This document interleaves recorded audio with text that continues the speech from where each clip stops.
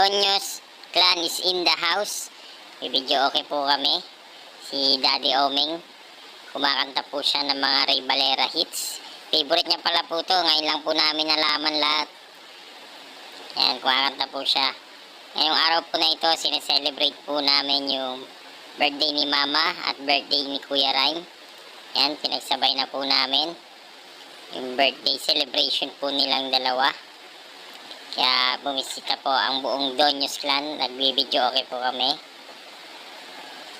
Yan, salamat po sa nag-donate ng cake. Kakain na po kami. Salamat din po sa iba pang mga donation na pagsasalu-saluhan po namin. Nilid po kami ni Daddy Omeng sa prayer bago po kami kumain.